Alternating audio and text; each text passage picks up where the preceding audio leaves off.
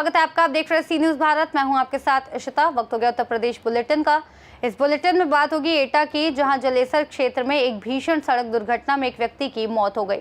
साथ ही बात होगी गाजियाबाद की, जहां ज्वेलर्स की दुकान पर हुई दिन दहाड़े लूटपाट की घटना का पुलिस ने खुलासा कर दिया है।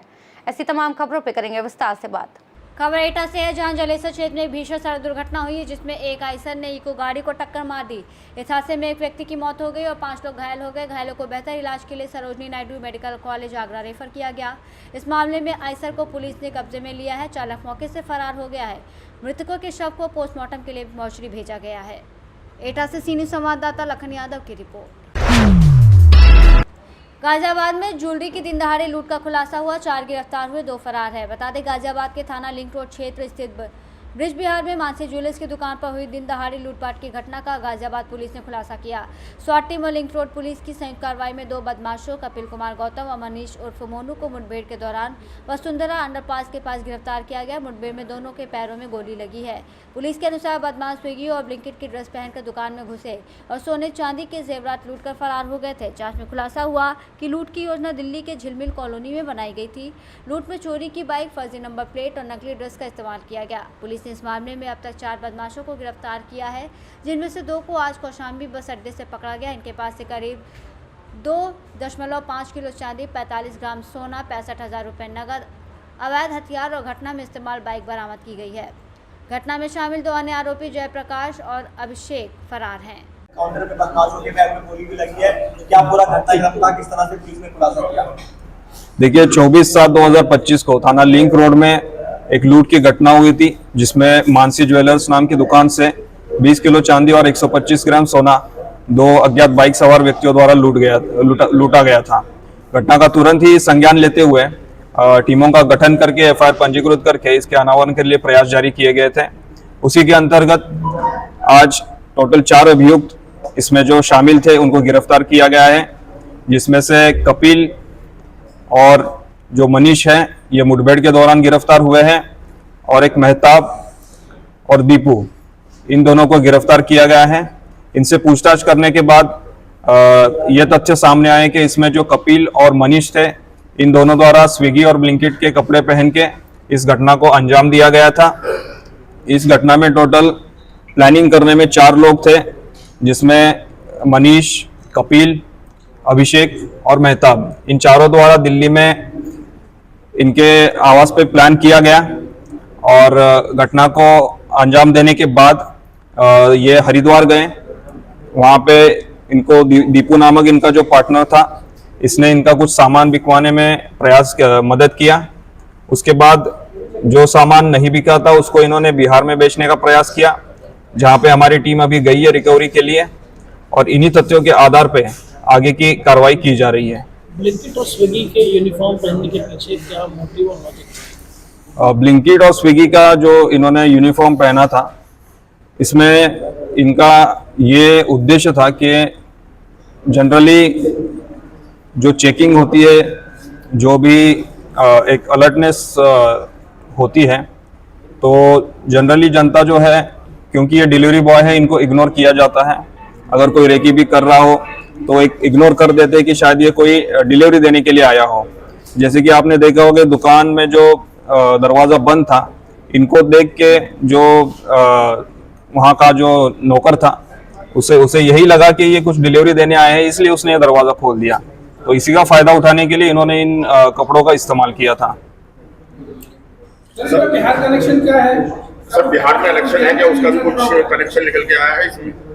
देखिए, बिहार का इलेक्शन से रिलेटेड जो भी है अभी जांच चल रही है, और इनका जो इन्होंने पूर्व का आपराधिक इतिहास भी रहा है इनका। इन्होंने ऐसी 3 घटनाएं दिल्ली में भी की है, उसमें भी इनका एमओ यही रहा है कि ये घटना दिल्ली में करने के बाद सामान बेचने के लिए बिहार जाते हैं, तो यही इनका बिहार से कनेक्शन है। सर, बेहद शातिर हैं ये लोग, और इन्होंने रास्ते में अपनी क्या स्विगी की ड्रेस पहनी हुई पे बताया जा रहा है, वो भी फेंक दी। ये घटना के बाद कपड़े चेंज करके फिर हरिद्वार की तरफ भाग गए थे, जिसमें उन्होंने पब्लिक ट्रांसपोर्ट का इस्तेमाल किया था ताकि किसी सीसीटीवी में वगैरह ये कैद ना हो। इसी तरह से पूरे एक योजनाबद्ध तरीके से, शातिर तरीके से इस घटना को अंजाम दिया गया था। में लगाई गई थी, उनके लिए क्या आपकी तरफ से इनाम थे? जो टीमें इस पे लगी हुई थी, इन टीमों को मेरी तरफ से 25,000 का इनाम घोषित किया गया। गाजियाबाद से सीनियर संवाददाता राजेंद्र चौधरी की रिपोर्ट। लगभग 2 घंटे की बारिश ने गाजियाबाद में बड़े बड़े दावों की पोल खोलकर रख दी। आपको बता दें, लगभग 2 घंटे की बारिश होते ही गाजियाबाद नगर निगम की लग्जरी इमारत हुई जलमग्न।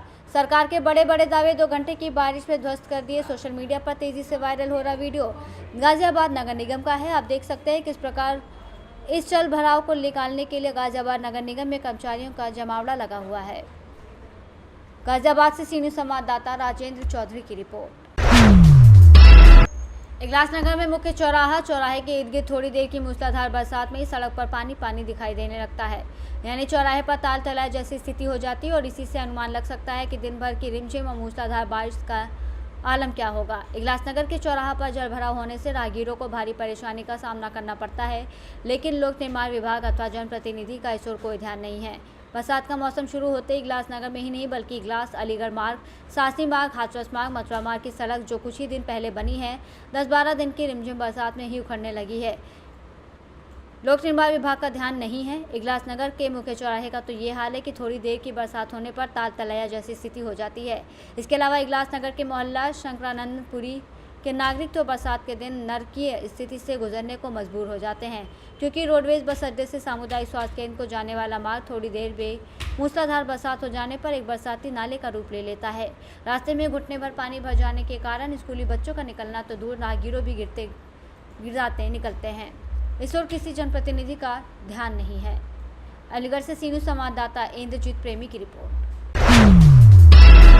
ललितपुर के तहसील मड़ावरा से खबर है, जहां बुधवार की देर रात अज्ञात चोरों द्वारा दिगंबर जैन मंदिर का ताला तोड़कर चोरी की दुस्साहसिक वारदात को अंजाम दिए जाने से धार्मिक स्थलों की सुरक्षा व्यवस्था पर सवालिया निशान लगा दिया। जनपद के थाना गिरार स्थित दिगंबर जैन मंदिर के पदाधिकारियों द्वारा बृहस्पतिवार को पुलिस अधीक्षक मोहम्मद मुश्ताक को एक ज्ञापन देते हुए बताया कि अतिशय क्षेत्र गिरिराज स्थित पार्श्वनाथ जिनालय के मुख्य द्वार का ताला तोड़कर अज्ञात चोरों द्वारा दानपेटी का ताला तोड़कर नगद धनराशि चोरी कर ली गई, जिसके शीघ्र खुलासा करने की मांग की गई।